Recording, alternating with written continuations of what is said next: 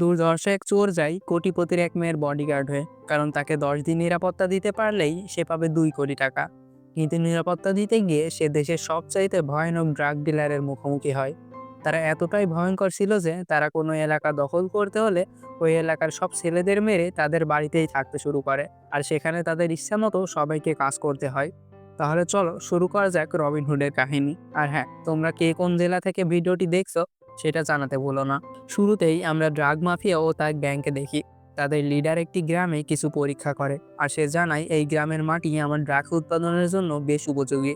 Leader বলে আমার অনুমতি ছাড়া এই গ্রামে যেন বাইরের কেউ না ঢুকতে পারে। পরের সিনে আমরা একজনকে বলতে শুনি অনাথালয়ের অবস্থা খুবই খারাপ, বাচ্চারা দুবেলা দুমুঠো খাবারও পাচ্ছে না। পরের দিনই এক পলিটিশিয়ান খাবার নিয়ে আসে আর আশ্রমের ম্যানেজারকে বলে সবাইকে এবার পেট পুরে খাওয়াও, কেউ যেন ক্ষুধার্ত না থাকে। কিন্তু সে যখন কাছে যায় সেখানে সামান্য কিছু খাবার দেখে। আসলে পলিটিশিয়ান খাবার নিয়ে এসেছিল পাবলিসিটির জন্য। আরেক শিল্পপতি মিডিয়ার সামনে আশ্রমের বাচ্চাদের পড়াশোনার জন্য 10 লাখ টাকা দেওয়ার কথা বলে, কিন্তু টাকা নিতে গেলে তাদের তাড়িয়ে দেয়। অনাথ আশ্রমের বাচ্চারা দুঃখ করে যে বড়লোকরা শুধু আমাদের মতো গরিবদের নিয়ে মজা করে। ভেবেছিলাম পড়ালেখা করে কিছু করব, আর আমাদের মতো অনাথদের সাহায্য করব। তখন রাম নামের এক ছেলে বলে এই দেশের সবাই আমাদের আপনজন, আর তাদেরকে ভালো রাখার দায়িত্বও আমাদের। তোমরা পড়ালেখা করতে চাও তাই তো, আজ থেকে তোমাদের পড়ালেখার দায়িত্ব আমার। কিন্তু অন্য বাচ্চারা জিজ্ঞাসা করে তুই টাকা কোথায় পাবি। রাম যায় সেই পলিটিশিয়ানের কাছে, তাকে কৌশলে অজ্ঞান করে সে তাদের সবকিছু নিয়ে নেয়। এরপরে সে যায় শিল্পপতির স্ত্রীর কাছে। শিল্পপতির গার্লফ্রেন্ডের সাথে তোলা কিছু ছবি তার স্ত্রীকে দেখায়, আর বলে আশ্রমে ডোনেট করার কথা বলে সে ওই 10 লাখ তার গার্লফ্রেন্ডকেই দিতে চায়। রাম সব টাকা আশ্রমে ডোনেট করে, কিন্তু কেউ জানে না এই টাকা কে দিচ্ছে। আস্তে আস্তে সে সব ধনী কিন্তু অসৎ আর যারা গরিবদের নিয়ে মজা করে তাদের বাড়িতে চুরি করে। কেটে যায় অনেক বছর। যেহেতু রাম টাকা চুরি করে গরিবদের বিলিয়ে দেয়, তাই সবাই তাকে রবিনহুড নাম দেয়। আমরা দেখি শহরের সব বিজনেসম্যান হোম মিনিস্টারের কাছে এসেছে, কারণ রবিনহুড কখন কার ব্যাংক অ্যাকাউন্ট খালি করে দেবে সেই ভয়ে। রবিনহুডকে ধরতে হোম মিনিস্টার এক ইন্টেলিজেন্ট পুলিশ অফিসার ভিক্টরের হাতে কেস দেয়। সে খুবই ধূর্ত ও বিচক্ষণ পুলিশ অফিসার। গতদিন যাদের বাড়িতে চুরি হয়েছে তাদের কাছ থেকে রবিনহুডের বিবরণ শোনে ভিক্টর। সে নাকি তাদের বাড়ি থেকে অনেক সোনা চুরি করেছে। ভিক্টর বলে ওকে তো এই সোনা বিক্রি করতেই হবে, তাই সে আগে থেকেই শহরের সবচেয়ে বড় সোনার দোকান পাহারা দেয়। কিন্তু রাম তাদের চোখে ধুলো দিয়ে সোনা সাপ্লাই করে চলে যায়। পুলিশ ভাবে তাদের এত পাহারার ভিতর সে এটা কিভাবে করলো। দেখা যায় রাম আগে থেকেই সোনার দোকানের সাইনবোর্ড পাল্টে দিয়েছিল, তাই পুলিশের যেই দোকানের সামনে পাহারা দেওয়ার কথা ছিল তারা সেখানে না গিয়ে অন্য দোকানের সামনে পাহারা দিচ্ছিল। সিসিটিভি ফুটেজ চেক করতে গেলে দেখা যায় রাম সেখানেও বেলুন দিয়ে সব আড়াল করেছে। তারপর রাম আরও অনেকের টাকা চুরি করে। সে হ্যাক করেও অনেকের ব্যাংক অ্যাকাউন্টের টাকা উড়িয়ে দেয়। তাই ভিক্টর রবিনহুডকে ধরার প্ল্যান বানায়। রাম জানতে পারে শহরের এক বিল্ডিংয়ে দামি কিছু এক্সিবিশনের জন্য নিয়ে আসা হয়েছে। যখন সেটা সে চুরি করতে যায় সেখানে সে আটকা পড়ে। আসলে এটা ভিক্টরেরই প্ল্যান ছিল। রাম পালানোর কোনো পথ না পেয়ে ছাদে চলে যায়, কিন্তু সে আর পালাতে পারে না। যখন ভিক্টর রামকে ধরতে যায় রাম নিজেই ভিক্টরকে মেরে বলে রবিনহুড আজ তো তুই শেষ। তখন পাশ থেকে এক পুলিশ অফিসার বলে আরে উনি রবিনহুড নয়, রবিনহুডের কেসের ইনভেস্টিগেটিং অফিসার। আমরা দেখি রাম নিজেই প্রথম রবিনহুডের নামে কেস করেছিল, এই বলে যে রবিনহুড তার জীবনের সমস্ত আয় চুরি করে নিয়েছে। ভিক্টর বলে তুমি এখানে কি করছো। রাম অভিনয় করে বলে রবিনহুড আমার জীবনটা শেষ করে দিয়েছে, তাই ওকে ধরার জন্য আমি ওর পিছু করতে করতে এখানে চলে আসি। ভিক্টর তার অফিসারকে বলে রামের উপর নজর রাখতে। রামের বন্ধু তাকে বলে সেদিন যখন তুই কেস করেছিলি তখন বুঝতে পারিনি, কিন্তু আজ বুঝতে পেরেছি তুই এমনটা কেন করেছিলি। রাম বলে আমি আমার শেষ চালটাও দিয়ে দিয়েছি। তাই আজকের পর রবিনহুডের গল্প এখানেই শেষ। আর সে জানায় সে এবার চাকরি করবে। এবার আমরা অস্ট্রেলিয়াতে অভিনব বাসুদেব নামে এক বড় বিজনেসম্যানকে দেখি। সে তার কাজের জন্য অ্যাওয়ার্ড পেয়েছে। তারপর আমরা তার মেয়ে নীরা বাসুদেবাকে দেখি। সে তার বাবার থেকে দূরে যেতে চায়, কারণ সেভাবে এখানে তার ট্যালেন্টের কেউ মূল্য দিতে পারবে না। নীরা তার বাবাকে বলে আমি রাত দিন পরে স্কুলে চান্স পেলাম, কিন্তু প্রিন্সিপাল বলল তুমি রেজাল্ট নিয়ে কি করবে, তুমি তো অভিনব বাসুদেবার মেয়ে। আমি কোম্পানির শেয়ার নিয়ে কাজ করলাম, সেখানেও কত বিচক্ষণতার পরিচয় দিলাম, কিন্তু তারপরও তুমি আমাকে আর কোনো কাজই দিলে না। এসব শুনে নীরার ম্যানেজার বলে স্যার আপনার বাড়িতেই তো একটা জিনিয়াস আছে, তাহলে আপনি তার সাথে এমন করেন কেন। তখন আমরা আসল কাহিনী জানতে পারি। নীরা রাত দিন পড়াশোনা করে পরীক্ষায় খুবই খারাপ রেজাল্ট করে, তাই তার বাবা টাকা দিয়ে তার জন্য স্কুলের সিট ম্যানেজ করে। সে কোম্পানিতে যে কাজ করেছিল তার জন্য কোম্পানির অনেক বড় লস হয়, কিন্তু মেয়ের মন রাখতে নীরার বাবা তাকে মিথ্যা বলে যে কোম্পানির লাভ হয়েছে। এরই মাঝে ইন্ডিয়া থেকে নীরার খালা তাকে কল দিয়ে বলে, তোমার নানা তোমার সাথে দেখা করতে চাই, তাড়াতাড়ি এখানে চলে এসো। আমরা দেখি তাদের গলায় ছুরি ধরা। আসলে এটা ছিল মুভির প্রথমে দেখানো ড্রাগ মাফিয়া ভবানীর দখল করা গ্রাম রুদ্রাগন্ডা। আর তার লোকেরাই নীরার পরিবারের লোকদের গলায় ছুরি ধরে রেখেছিল। কিন্তু কেন তারা নীরাকে দেশে আনতে চাইছে এটা দেখানো হয় না। নীরার বাবা তাকে অনেক নিষেধ করা সত্ত্বেও সে ইন্ডিয়া যাওয়ার সিদ্ধান্ত নেয়। নীরার যেন কোনো ক্ষতি না হয় তাই তার বাবা জ্যোতিকে ইন্ডিয়ার নাম্বার 1 সিকিউরিটি এজেন্সিকে হায়ার করতে বলে। জ্যোতি তার কথা মতো ইন্ডিয়ার নাম্বার 1 এজেন্সি খুঁজতে গুগলে সার্চ করে। আমরা দেখি ওই এজেন্সির নামই ইন্ডিয়াস নাম্বার 1 এজেন্সি, কিন্তু তারা আজ পর্যন্ত কোনো কাজই ঠিকভাবে করতে পারেনি। তাদের হেড হচ্ছে জন স্নো নামের এই লোক। দেখা যায় রাম তার কাছে চাকরি নিতে এসেছে। রামের সেই জনের প্রশংসা করে তার মন জিতে নেয়। জন বলে, তোমার চাকরি পাকা। তখনই জ্যোতির কল আসে। জ্যোতি জানায় অস্ট্রেলিয়ার এক বিজনেসম্যানের মেয়ে ইন্ডিয়া যাবে। সেই ইন্ডিয়াতে যতদিন থাকবে তার পুরো দায়িত্ব আপনার। বলুন এই কাজের জন্য আপনি কত টাকা চান? জন তার লোকের সাথে পরামর্শ করে, 60,000 বলবো নাকি 70,000 বলবো? তখন রাম বলে 1 লাখ লাগবে। এটা শুনে জ্যোতি ফোন কেটে দেয়। জন বলে, কি দরকার ছিল 1 লাখ টাকা চাওয়ার? রাম বলে, কে বলেছে আমি 1 লাখ টাকা চেয়েছি? আমি 1 লাখ ডলার চেয়েছি। নীরার নিরাপত্তার কথা ভেবে জ্যোতি 1 লাখ ডলারই দিয়ে দেয়। জন এত টাকা দেখে তো অবাকই হয়ে যায়। রাম বলে, এত তাড়াতাড়ি টাকা দিয়ে দিল? তার মানে আমরা কম চেয়ে ফেলেছি। ওনাকে বলুন অ্যাডভান্স পেয়ে গেছে, বাকিটা কাজ শেষ হলে দেবেন। জ্যোতি তাতেও রাজি হয়ে যায়, কারণ সে তো জানে সে দেশের সবচাইতে ভালো সিকিউরিটি এজেন্সিকে হায়ার করছে। কিন্তু যখন রাম ওই সিকিউরিটি এজেন্সির কর্মীদের দেখে সে বলে, এদের সামলাতেই তো আরেকটি লোক লাগবে। সে বলে, আপনার এজেন্সির গেট আপ আর সেট আপ আমি দুটোই ঠিক করে দেব, কিন্তু আমাকে 50 লাখ দিতে হবে। জন না করলেও পরে রাজি হয়ে যায়। রাম বড় বড় গাড়ি ও লোক ভাড়া করে নিয়ে এসে বডিগার্ড সাজায়, কিন্তু নীরাকে ফুল দিতে গিয়ে সে বুঝতে পারে নীরা বড় লোকের আদুরে মেয়ে। যদি রামকে জিজ্ঞাসা করে, তোমরা শুধু এই কজন কেন? রাম জানায়, আশেপাশে যত লোক দেখছেন তারা সবাই আমাদের লোক। আমরা আপনাদের উপর দূর থেকেও নজর রাখছি। যদি রামের কথা বিশ্বাস করে নাই। তারপর আমরা ভিক্টরকে দেখতে পাই। রবিন হুডকে ধরতে না পারায় মিনিস্টার তাকে অপমান করে আর বলে, তোমার দ্বারা হবে না, এই কেস আমি অন্য কাউকে দিয়ে দেব। ভিক্টর বলে, আমার 7 দিনের ছুটি চাই। মিনিস্টার বলে, তোমাকে দেখে তো সুস্থ বলেই মনে হচ্ছে, তাহলে ছুটি লাগবে কেন? তখনই ভিক্টর নিজের হাতেই গুলি করে আর বলে, বন্দুক লোড করতে গিয়ে ভুল করে গুলি হাতে লেগে গেছে, এই জন্য ছুটি চাই। এটা দেখে মিনিস্টারও ভয় পেয়ে যায়। ভিক্টর বলে, 1 সপ্তাহ পর রবিন হুডকে ধরেই দেখা করতে আসবো।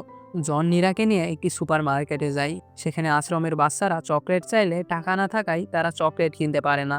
এমনকি তারা যেগুলো নিয়েছিল তার টাকাও তাদের কাছে ছিল না। তাই তারা বাকি জিনিসও নামিয়ে রাখছিল। রাম ঠিক করে টাকা সে দিয়ে দেবে। মার্কেটে কাজ করা ছেলেটিকে রাম এটা ইশারাতে বলতে গেলে নীরা আগেই এই কথা ছেলেটিকে বলে। ছেলেটি নানকে বলে, আপনি আজকের লাকি কাস্টমার, তাই আপনি আজ যা নেবেন তাই ফ্রি পাবেন।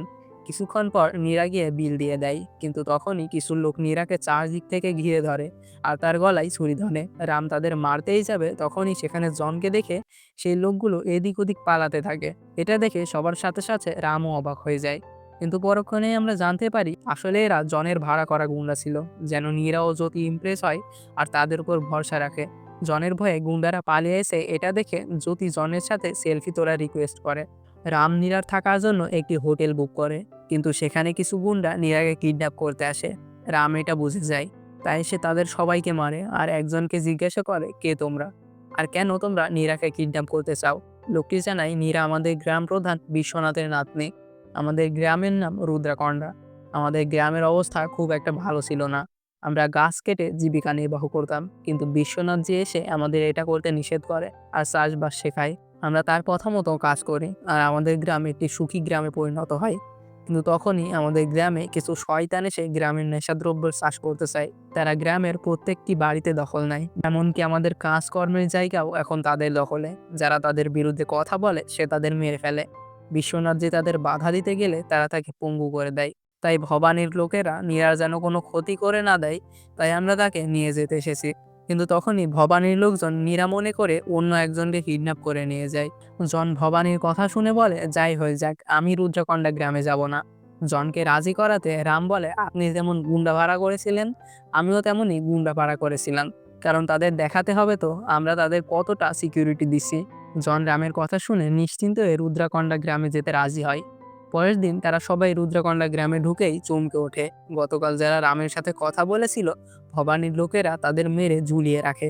মীরাকে দেখেই একজন ছুটে এসে বলে, তুমি এখানে কেন এসেছো? তুমি চলে যাও, এরা তোমার ক্ষতি করে দেবে। তখনই পিছন থেকে বর্ধা নামের একজন লোকটির মাথায় আঘাত করে আর বলে, এত কষ্ট করে ওকে নিয়ে আসলাম আর তুই ওকে চলে যেতে বলছিস? বর্ধা নীরাকে বলে, তুই যদি পালানোর চেষ্টা করিস তাহলে গ্রামের সবাই মরবে। জন বুঝতে পারে এগুলো সব আসল গুন্ডা, সে ভয়ে কাঁপতে থাকে। কিন্তু জ্যোতিষ জনের এই অবস্থা দেখে ভাবে জন রাগে কাঁপছে।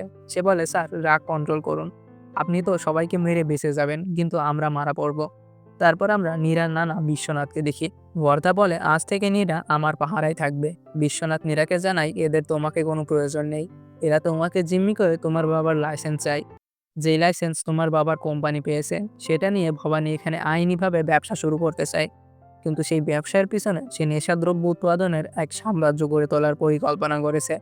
যদি এমনটা হয়, আমাদের যুব সমাজ ধ্বংস হয়ে যাবে, আর ভবানী আশপাশের গ্রামও দখল করে নেবে। সে রামকে বলে, তুমি নীরাকে নিয়ে এখান থেকে চলে যাও। রাম তার কথা মতো নীরা ও বাকি সবাইকে নিয়ে পালাতে গেলে ভবানীর লোক তাদের তাড়া করে। রাম ভবানীর লোকদের বিভিন্নভাবে থামিয়ে এগিয়ে যায়। কিছুক্ষণ পর যখন সে গাড়ি থামায়, সবাই অবাক হয়ে যায়, কারণ সে সবাইকে নিয়ে বর্দার ডেরায় এসেছে। যদি ওয়াকি টকি নিয়ে সবাইকে পালাতে বললে সে বুঝতে পারে সেটা নকল। এমনকি তাদের কাছে থাকা বন্দুকও নকল। সে বুঝে যায় জনের পুরো সিকিউরিটি টিমই নকল। রাম নীরাকে বলে, আপনি সাধারণ মানুষের কথা এতটা ভাবেন, আপনি চলে গেলে ওরা আপনার কাছের লোকদের প্রাণে মেরে দেবে। এটা কি আপনি সহ্য করতে পারবেন? নীরা বলে, তাহলে আমি কি করব? রাম জানায়, আপনার কিছু করতে হবে না, যা করার আমি করব। এই বলে ভবানীর লোকেরা তাকে মারতে আসলে সেই সবাইকে মারে। এরই মাঝে একজন নীরার উপর হামলা করতে গেলে রাম তাকে বাঁচিয়ে নেয় আর বর্ধার গলায় ছুরি ধরে। রাম নীরাকে বলে, আমরা 24 ঘন্টা আপনাকে নিরাপত্তা দিব আর গ্রামকেও বাঁচাবো। জন রামের কাছে এসে বলে, আমি ভাবছিলাম তুমি হয়তো 2 কোটি টাকার জন্য ডিউটি করছো, কিন্তু এটা দেখে আমি গর্বিত বোধ করছি যে তুমি মানবতার জন্য এত কিছু করছো। রাম বলে, ঠিক বলেছেন, আমি 2 কোটি টাকার জন্য ডিউটি করছি না, আমি তো ডিউটি করছি 7 কোটি টাকার জন্য। আবার আমরা ভিক্টরকে দেখি। সে বলে, রবিনহুড না কাউকে ভালোবাসে আর না কাউকে ভালোবাসতে পারে, ও শুধু টাকাকে ভালোবাসে। টাকার জন্য সে সব করতে পারে। তখনই আমরা ফ্ল্যাশব্যাকে দেখি রাম বর্দাকে বলে, তোদের সবাইকে মেরে আমি নীরাকে নিয়ে চলে যেতে পারি। তুই এমন একটা দাম বল যেটা শুনে আমি নীরাকে নিয়ে এই গ্রামেই থাকতে বাধ্য হই। বর্ধা রামকে 5 কোটি টাকা দেওয়ার কথা বলে। তারপর আমরা ভবানীকে দেখি। সে ইন্টারন্যাশনাল মার্কেটে তার ড্রাগ সাপ্লাই করতে চায়। তাই সে ড্রাগসের স্যাম্পল নিয়ে মধ্যপ্রাচ্যের সবচেয়ে বড় মাফিয়া ডেভিড ভাইয়ের লোকের কাছে যায়। কিন্তু একজন ভবানীকে মারে আর বলে, আমাকে হারিয়ে তুই ডেভিড ভাইয়ের সাথে ডিল করবি? তুই দিবা স্বপ্ন দেখা বন্ধ করে দে। কিন্তু ডেভিডের লোকের ভবানীর স্যাম্পলটাই সবচেয়ে বেশি ভালো লাগে। আর 1 বছরের জন্য এই কন্ট্রাক্ট ভবানী পায়। ভবানীকে যে মেরেছিল, ভবানী তাকে বলে, একসময় হয়তো তুই কারো জায়গা নিয়ে এখানে এসেছিলি, আজ তোর জায়গা আমি নিলাম, আমাকে অভিনন্দন জানাবি না? যখন সে অভিনন্দন জানাতে ভবানীর কাছে যায়, সে তাকে চেপে ধরে মেরুদণ্ডের হাড়ই ভেঙে ফেলে। রাম নীরাকে অনেক সুন্দর একটি জায়গায় নিয়ে যায়। নীরা বলে, তুমি আমার মন জিতে নিয়েছো, আমার ইচ্ছা করছে তোমাকে সারা জীবনের জন্য সিকিউরিটি বানিয়ে নিতে। এবার আমরা বর্দাকে দেখি। রাম সেই 5 কোটি টাকার জন্য তাকেও তার লোকজনকে বারবার মেসেজ দিতে থাকে, কিন্তু কেউ তার মেসেজের জবাব দেয় না। বর্দা তার লোকজনকে বলে ভবানীকে যেন তারা না বলে যে তারা একটি সেলের হাতে সবাই মার খেয়েছে। সবাই প্রতিজ্ঞা করে তারা কথা কাউকে বলবে না। পরের দিন ভবানী ফিরে আসে। ভবানী এসে নীরার কথা জিজ্ঞাসা করলে বর্ধা জানায় নীরাকে সে এই গ্রামে আটকে রেখেছে আর বলে, পরবর্তীতে কি করতে হবে প্রেমজির থেকে আমি শুনে নেব। তখনই হঠাৎ বর্ধা প্রেমজির ছবিতে মালা দেখে আটকে ওঠে। আসলে ভবানী প্রেমজির পরামর্শেই সবকিছু করতো। কিন্তু কয়েকদিন আগে প্রেমজি ভবানীকে বলে, তুমি আজ পর্যন্ত কোনো মেয়ের ক্ষতি করনি, তাই সব ঠিকঠাক চলছে। ওই মেয়েকে নিয়ে আসলে তোমার ধ্বংস নিশ্চিত। এটা শুনেই ভবানী রেগে যায় আর তাকে মেরে ফেলে, কারণ সে যে কোনোভাবে ইন্টারন্যাশনালি তার নেশাদ্রব্যের আধিপত্য বিস্তার করতে চায়। সে বর্ধার গলায় কাটার দাগ কিসের জিজ্ঞাসা করলে বর্ধা তাকে মিথ্যা বলে। নীরা রামকে নিয়ে কালেক্টরের কাছে রিপোর্ট করতে যায়। কালেক্টর বলে, গ্রামে কোনো সমস্যা থাকলে আমি সেটা সমাধান করে দেবো, কিন্তু গ্রামবাসীরা নীরাকে আটকে দেয়। পরক্ষণে আমরা দেখি নীরাকে কিডন্যাপ থেকে শুরু করে লাইসেন্স নেওয়ার সব প্ল্যান মিনিস্টারের ছিল। মিনিস্টার নীরার কথা জিজ্ঞাসা করলে ভবানী বলে, ওই দেখো ওরা চলে এসেছে। আমরা দেখি কালেক্টরও ভবানীর লোক। কালেক্টরের গাড়িতে করে নীরা ও রাম ভবানীর কাছে এসে পৌঁছায়। নীরা তো স্টাইলের সাথে ভবানীকে ব্ল্যাঙ্ক চেক দিয়ে বলে, যত টাকা চাও নিয়ে যাও আর আমার গ্রাম ছেড়ে চলে যাও, তা না হলে খুব খারাপ হবে। তখনই ভবানী কি কুড়াল বের করে চেকের উপর কোপ দেয়। যদি কুড়ালটি একটু এদিক ওদিক হতো, নীরার মাথা আলাদা হয়ে যেত। এটা দেখে নীরা তো স্ট্যাচু মোডে চলে যায়। ভবানী বলে, আমার জন্য মানি ইম্পর্টেন্ট নয়, মার্কেট ইম্পর্টেন্ট। রাম ভবানীকে বলে, প্রথম কাউকে দেখলাম যার টাকার উপর কোনো ইন্টারেস্ট নেই, কিন্তু আমার কাছে তো টাকাই সব। আর সে এও বলে বর্ধা তাকে 5 কোটি টাকা দিতে চেয়েছিল, কিন্তু এখন সে তাকে ব্লক করে রেখেছে। মনে হয় সেদিন মার একটু কম হয়ে গিয়েছিল। বর্ধা সব অস্বীকার করলে রাম বলে, মিথ্যা বলে লাভ নেই। আমরা কালেক্টরের গাড়িতে আসি এটা কালেক্টরও জানতো না, কিন্তু ভবানী কিভাবে জানলো? এই গ্রামে প্রতিটি জায়গায় ভবানী কাকতাড়ুয়া পাখি তাড়াতে নয়, ক্যামেরা ফিট করতে বসিয়েছে। ওই গাছে, এমনকি মিনিস্টারের চেয়ারেও ক্যামেরা আছে। এখানে কি কি হয়েছে ভবানী বড় পর্দায় আগেই দেখে নিয়েছে। ভবানী বলে, আমার এই সিক্রেট আজ পর্যন্ত কেউ বোঝেনি, কিন্তু তুই বুঝে গেছিস। এদিকে আয়, তোকে একবার জড়িয়ে ধরি। কিন্তু রাম বলে, আগে টাকা, তার আগে কোনো বন্ধুত্ব নয়। ভবানী রামকে মারতে গেলে মিনিস্টার থেকে আটকে নেয়, আর ভবানীকে ডেভিড ভাই তার গ্রুপে এন্ট্রি দিয়ে দেয়। নীরাকে তার নানা বলে, তোমাকে আমি চলে যেতে বললাম আর তুমি শয়তানের মুখোমুখি হচ্ছ, যদি তোমার কিছু হয়ে যায় তখন কি হবে? রাম বলে, আপনি নিজে অসহায় হয়েও গ্রামবাসীদের পাশে দাঁড়ানোর চেষ্টা করছেন। নীরাও তো আপনারই রক্ত, ও কিভাবে মানুষের কষ্ট দেখে পালিয়ে যেতে পারে? আমরা দেখি রাম তার হ্যাকার বন্ধুর সাহায্যে ভবানীর সব লোকের ফোন ও ক্যামেরার অ্যাক্সেস হ্যাক করে নিয়েছে। এমনকি ডেভিড ভাই যে তাকে এন্ট্রি দিয়েছে এটাও নকল ছিল। ভবানীকে টেনশনে রেখে রাম ও নীরা ভালো সময় কাটাতে থাকে। একদিন ভবানীর ফোনে ডেভিড ভাইয়ের মেসেজ আসে যে সে কবে মাল ডেলিভারি দেবে, কিন্তু সে ভয় পাচ্ছিল এটা যদি হ্যাকারের মেসেজ হয় তাহলে তার ড্রাগসের সব তো হ্যাকার পেয়ে যাবে। এদিকে ডেভিড ভাইয়ের সাথে কথার খেলা ফলে ডেভিড ভাই তাকে জানে মেরে দেবে। তাই ভবানী একটি প্ল্যান বানায় আর তাদের পার্টি অফিসে 1 কোটি টাকা ট্রান্সফার করে। রামের বন্ধু তাকে বলে, এই মাসে অনাথ আশ্রমের টাকার ব্যবস্থা হয়ে গেছে। সে রামকে জানায়, ভবানীর ফান্ডে 1 কোটি টাকা এসেছিল, আমি সেটা অনাথ আশ্রমগুলোতে পাঠিয়ে দিয়েছি। রাম বলে, তুই এটা কি করলি? তখন আমরা দেখি ভবানী হ্যাকার নিয়ে এসে তার টাকা কোথায় কোথায় ট্রান্সফার হয়েছে সেটা বের করে। যখন সে জানতে পারে সব টাকা আলাদা আলাদা অনাথ আশ্রমে পাঠানো হয়েছে, সে সব অনাথ আশ্রমের লোক পাঠিয়ে ধ্বংসযজ্ঞ চালায়। রাম বাধ্য হয়ে ভবানীকে বলে দেয় যে সেই সব করেছে। ভবানী এবার বিশ্বনাথের বাড়িতে তার লোক পাঠায় আর রবিন ও বিশ্বনাথকে তুলে নিয়ে আসে। ভবানীর লোকজন রামকে মারতে গেলে সে রেগে গিয়ে সবাইকে প্রচুর মারে। বিশ্বনাথ বলে, নীরা বাড়িতে আসে, ওরা নীরার ক্ষতি করে দেবে। রাম বলে, আমি একাই এদের জন্য যথেষ্ট, আর বাড়িতে তো আমার মতো আরো 4 জন আছে, নীরার কিছু হবে না। হঠাৎ আমরা রামের মানিব্যাগে ছোট্ট একটি বাচ্চার সাথে বিশ্বনাথের ছবি দেখি। এরপর আমাদের অতীতের একটি সিন দেখানো হয়। দেখা যায় রাম একটি মানুষের পকেট থেকে মানিব্যাগ ফেলে দেয়, আবার সে ব্যাগটি লোকটিকে তুলে দেয়। লোকটি তাকে টাকা দিলে সে ওই টাকা পাশের এক বৃদ্ধাকে দিয়ে দেয়।